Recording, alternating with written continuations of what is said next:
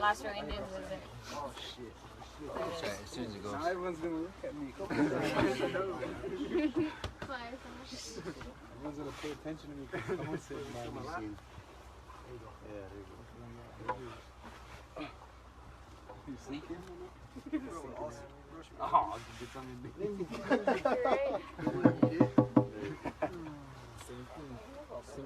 Move over. You gotta get them in though. Yeah, dude.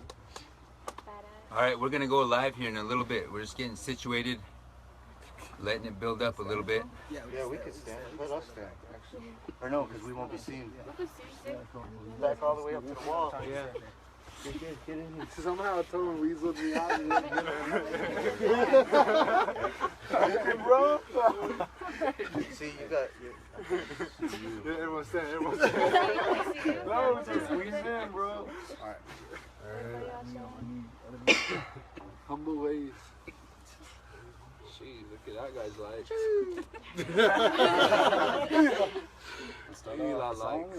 All right. Yes. Yeah, start with song. Song. All right, we'll go. Chase, you want to start off song? Yeah, let's do that. Okay.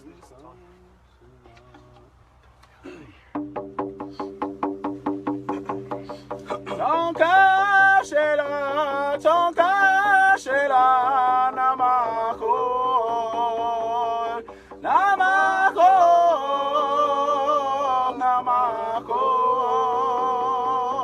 oh shea che oh namako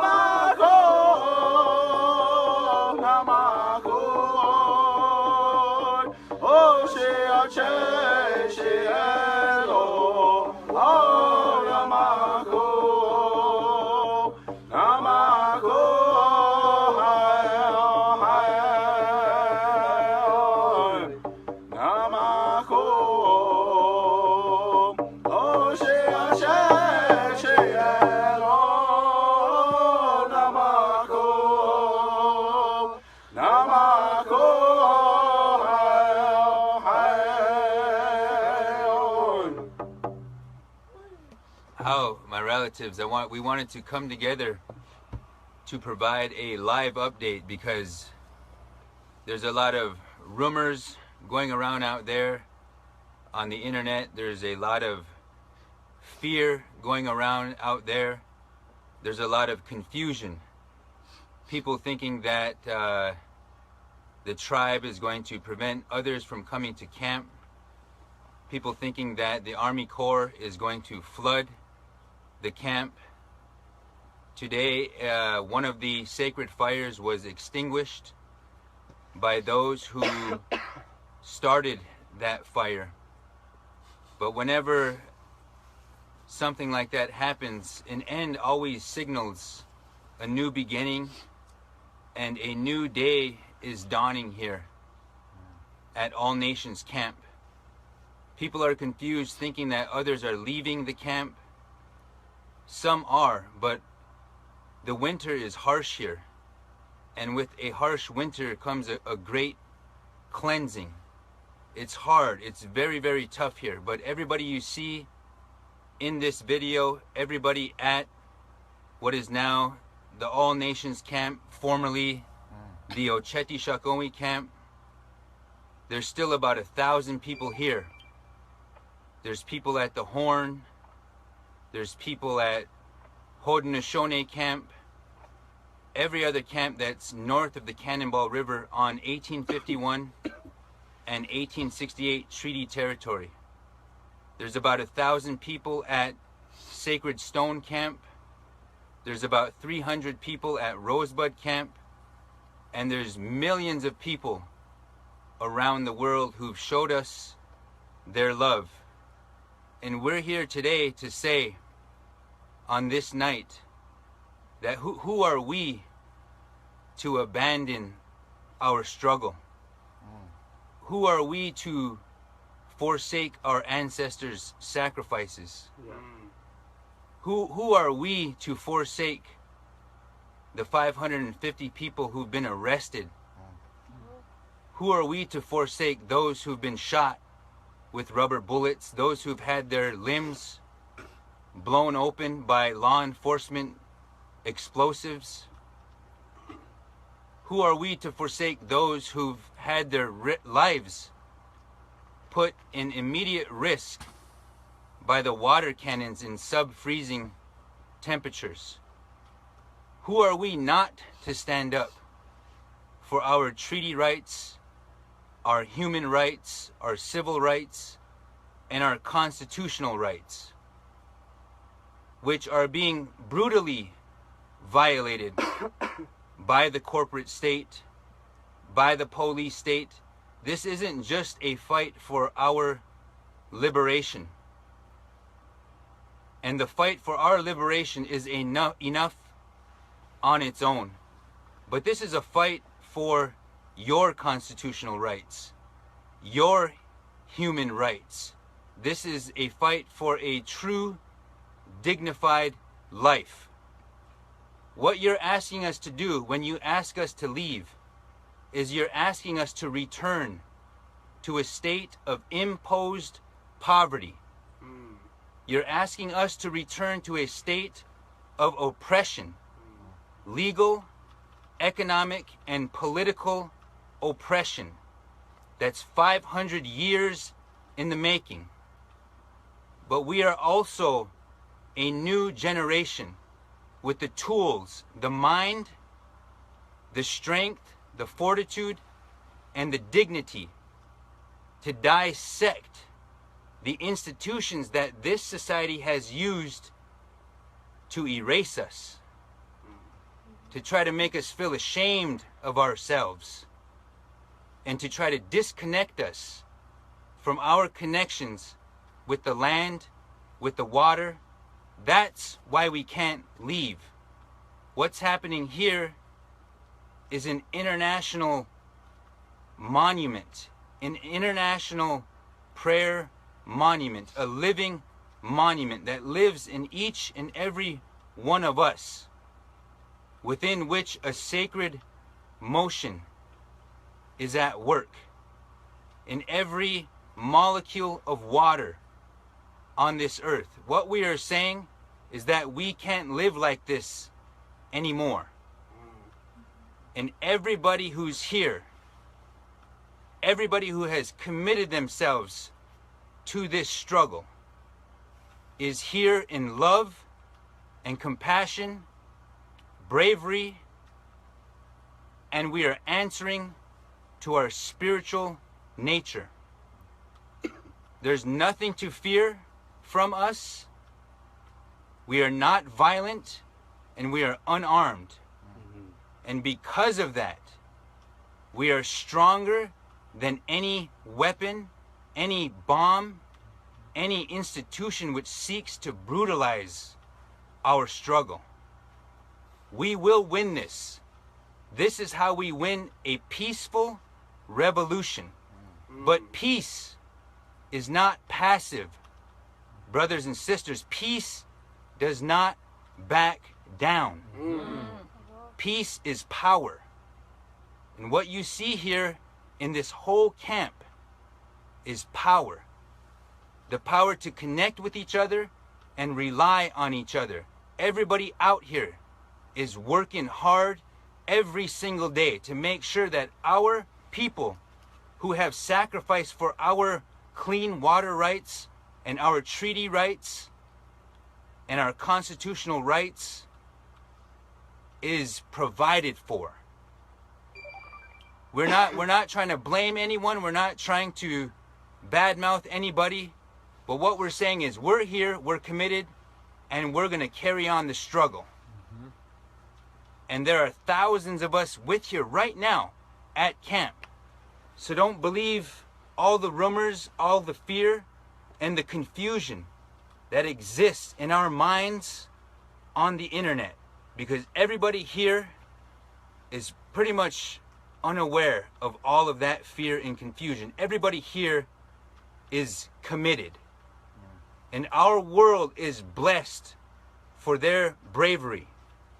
What people don't realize is they're coming for our rights right now, but they're coming for all of your rights next.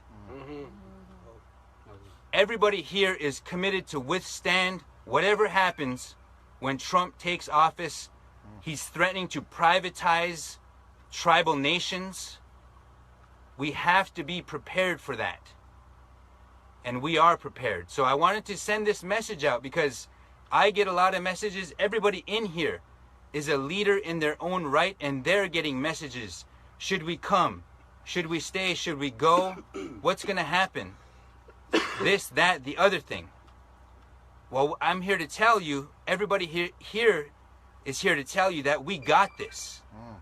If we stick together and we stay strong and we learn to rely on each other, then we got this. But we're coming through centuries of colonization, devaluing our worldview, debasing our leadership structures, destroying the role of our warriors and the roles of our women, and we're trying to take that back. So we just wanted to share this message with you. I wanted to say those first few words. Thank you for everybody tuning in. And we have a couple other brothers and sisters who want to share something, so we're going to give them that space. Thank you. Matake Chante washte na pechu Zapalo.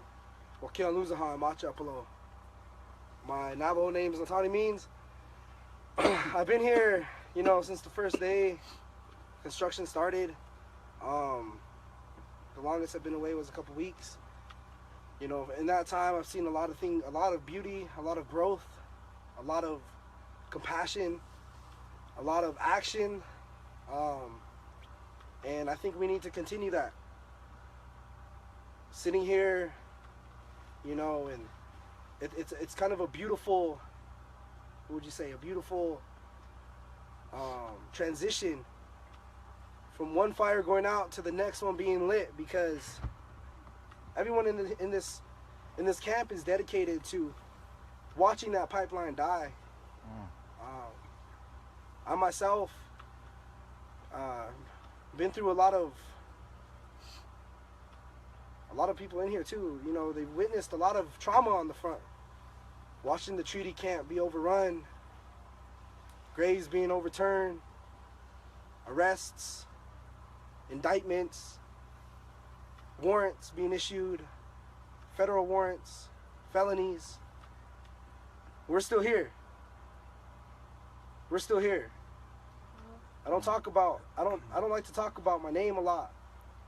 But, I come from one of the greatest leaders, and I've got to watch him move. I got to watch him in action. And he stressed treaty rights through and through, to the point where he would get stopped for a speeding ticket and try to take it to the Supreme Court for his treaty rights. That's what the fight was based off of here. And we can't abandon that fact, because what kind of strength does that show? You bring everybody here and you make them believe that treaty rights we're fighting for those treaty rights. They should be honored. Honor the treaties. And then we've abandoned that. Just like the treaty camp. I'm not going to abandon that. We're not going to abandon that. Everyone in this camp is dedicated to watching the U.S. government honor the treaties. This place is a place for no fear. You can't have fear here. You can't have fear on the front. You can't have fear when you go into those banks and help them, or push for divestment of DAPL. You can't show any fear. We understand that. We hope you do too. And if you're still thinking about coming up, we want you to understand that, and to know that you're gonna be in harsh winters. People here are living in harsh realities, in negative degree weather, and it's hard. It's hard. But we're dedicated to this. And I want them to honor the treaty. So I'm staking down on this land, on our treaty land, because this is my home. This is where I come from all the way back to creation. And these allied nations, this isn't just about our fight. This is all of us, man. Imagine if we don't win. What does that say? How is that going to be spread out when Trump gets in office? We're all going to be in for a fight. And right now is the time to step it up. Not backing down. Oh, head to it. Hello, my relatives. My name is Isha Hofer. I'm from Nevada, Paiute, Shoshone, Creek, and Seminole. And I've been here since October. I've been here. I've seen many things. I've seen a lot of prayers here. I've seen a lot of our tribal people, our tribal nations, our brothers and sisters come and go, you know, but they've lent support. They brought supplies, you know, they brought their prayers, they brought their songs, you know, they brought their relatives, you know, they shared the world what's going on here at camp, you know, so it's important that we stick together in this as one nation, as one mind, as one prayer, as one heart, you know, and we continue on with this fight, you know, and you know, I'd just like to pray for all our brothers here, you know, the ones that are here around me, surrounded with me, our sisters here that are surrounded with me, you know, and it's important that we keep our younger generation alive. You know, this is our generation, you know, this is our time to fight for our Mother Earth, you know, our grandma, you know, she's hurting, you know, and it's important that we get this snake out of here, you know, and continue on. And as a Paiute, you know, I come from land of Avoca, home of the ghost dance, you know, and to have that, my brother here, who's with me at the One Nation camp, he is a descendant of Avoca. So we brought our prayers here, just like in the 1890s, you know, we brought all our prayers here, and it's just what Avoca's dream was, is that, you know, if we all stick together and we all pray with each other, you know, and we keep our prayers strong, that our relatives will come back, you know, from the dead, and, you know, and protect us, you know, and that's what's happening now. You know, I have brothers from all over walks of life here who I never thought I would be here today, sitting with them, talking with them, praying with them, laughing, singing, you know, all these things that are prayers. So it's important that you guys can still support people here at camp, your relatives here, your friends, your loved ones, who are still sacrificing in this minus 15-degree weather. You know, we're hunkered down and we're here to survive. We're here to live, you know. And like I always say, we're here to pray. So with that, you know, I'd like to thank everybody for watching these live feeds from the very beginning. All these videos that's showing the world what the Dakota Access Pipeline is doing to this land, you know. And I'm here to support my brothers here who are from here, you know, the Horse Nation people, you know. And with that, you know, we're going to keep continuing to pray. I hope. Hello, relatives. My name is Anton Edwards. I come from the Omaha and Lakota people, and I came up here in October, and it was after that action where they lined up on that bridge, and they pulled people out of sweat, and they did all those things, and I saw my brother Nathaniel up there on videos, and as soon as I saw it, I came up here. I packed the car, came up, and I didn't know what to expect. All I did was watch videos from, you know, before that point, but, you know, when I got up here, I felt that spirit, felt that energy from everybody, and, you know, I just wanted to help in any way possible, and I found my place singing too. You know, I saw how singing can bring everybody together, and me and Nathaniel were talking about it when I finally met up with him, and we talked about it, you know, that it was the very next day after that, and we were singing songs, and all those same people that were getting shot, beat, maced, all those things, those same people were getting out of jail and coming and dancing and smiling and laughing. And that's one of the things that I always, you know, express, is that our people can't be broken, and we never have been broken. We're still not broken. And right now I see a lot of rumors going around that people are leaving and this camp's done, and, you know, that spirit's gone. But there's no fear in this room at all. There's no fear at all. And when you get in here, you feel that spirit. You know, we're all here to the end.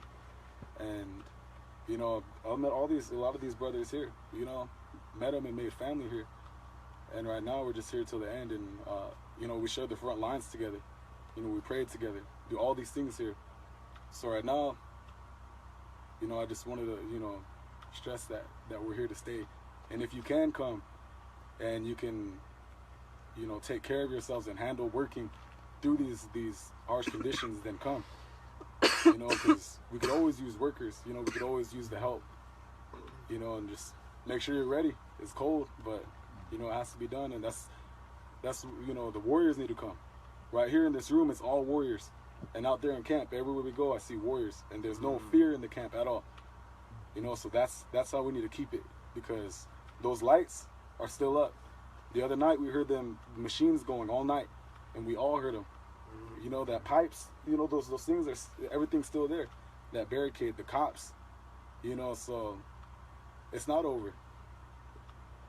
And that's why we're all still here. So with that, you know, just thank you guys for watching, and you know, hope you guys get a lot of info out of this. Hi, relatives. My name is Luisco, and I just want to say to everybody that with everything going on in the media, we have no doubt in our minds that we're going to stop this pipeline and go on to every single instance, every other pipeline, and every other attack on Mother Earth, and we're going to stop them too. So it's up to you to jump in, join everybody in all these other states and everywhere around the world are stopping this progress. What these guys call progress, what Big Oil calls progress, and we're going to stop it. So join everybody, wherever you're at, find what's going on and tell everybody. Start telling people what's going on. Look it up.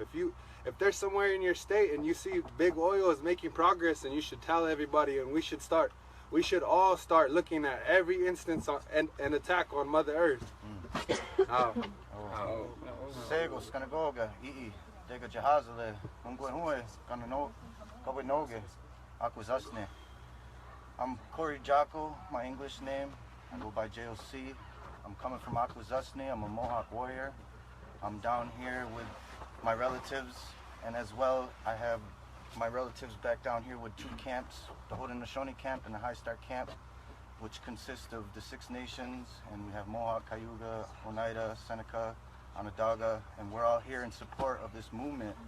And as everybody was, you know, creating a lot of fear out there with the media and everything that was going on, the real people and the ones that were aware of what's really going on knew that they had to stay here. It was in their hearts, and they were just waiting for some significance like this, and it's here right now, and the unity's here, the power's here. And we just want to let everybody know that, you know, we're not stopping. They thought it was over, but in all reality, this is only the beginning. So keep showing your support, keep them prayers coming, and like they say, if you plan on coming, just be prepared for this weather, because it is harsh, but the prayers are here, the spirits are here, and we're here for you too, and be there for us. Yo, go, yo.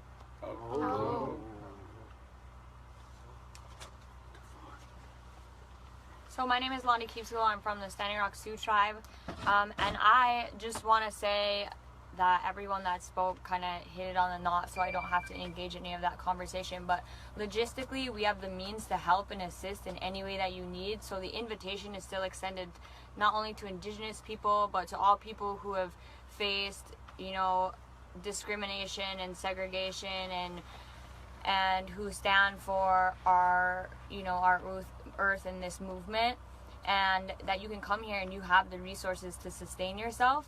And we do request that you would be able to handle the harsh winter, but it's not impossible at all.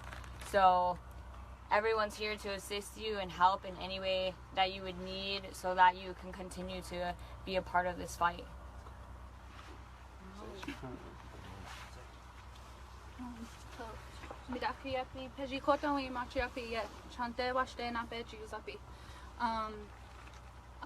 Washichu Chajeki Sage. I just wanted to greet everybody with a warm handshake, and I wanted to come at everybody in a humble way as a young Lakota woman, and basically ask that you hear our voice as young warriors, as a young generation coming up, because as a woman I am worried. I am worried for our future. I am worried for our children's future, for our future generations. When you think about what is happening to Mother Earth and how our rights as human beings are being violated, it makes you wonder what does that mean for our future generations? What does that mean for our unborn children? So that is why I choose to come here, because I have nieces and nephews, I have relatives, and hopefully someday when I am to have kids of my own, that they come to this world in a good way, that this world is left here as a better place for them. And I'm sure all my other relatives feel the same way about their lives and how that's going to affect their future children.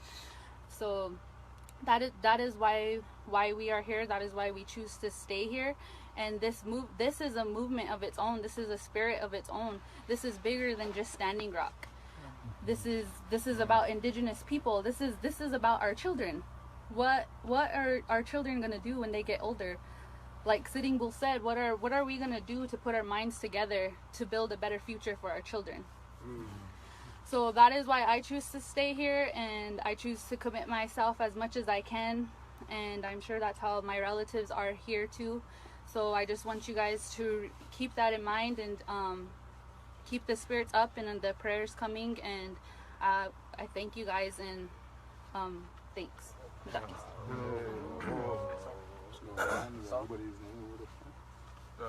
Hello, villages. My name's Kyron. I'm Dene, Kashtume, and you said to the left, yeah.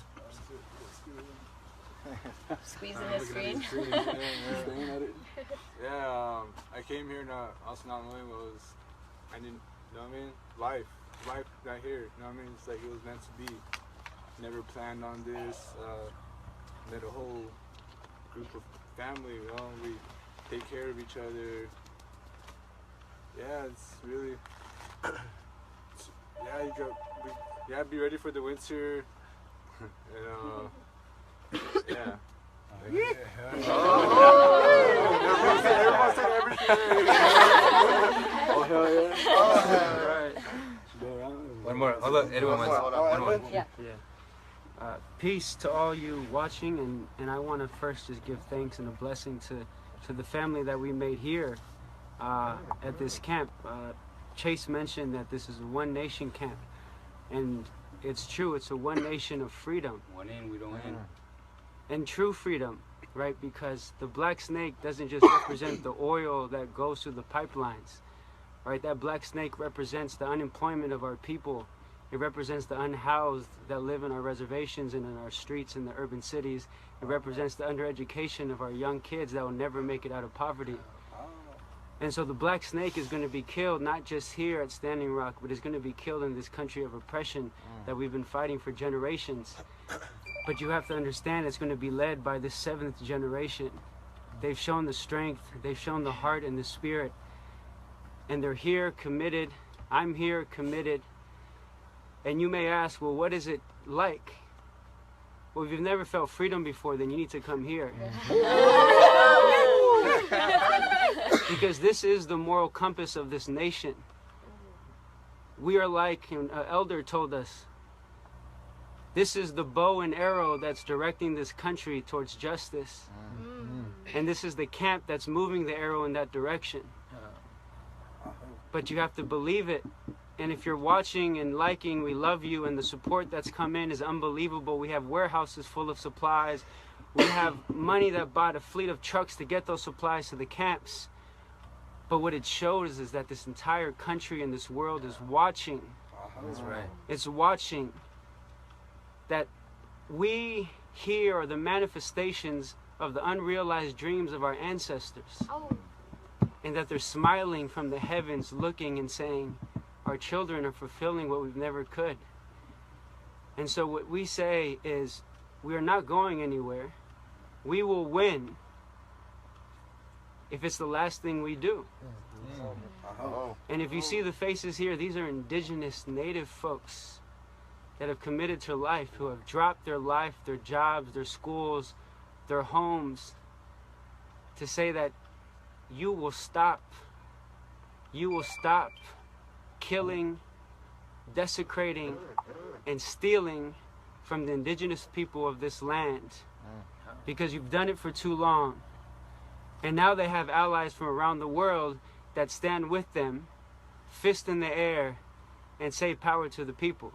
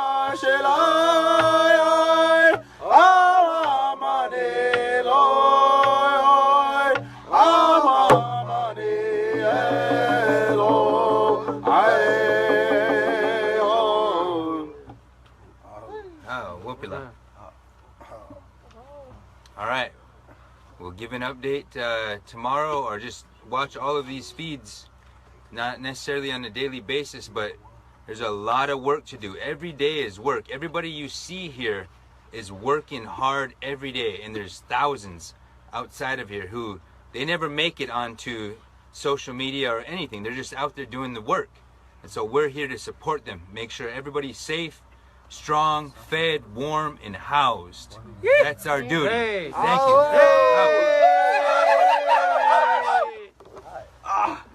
See you at All Nations.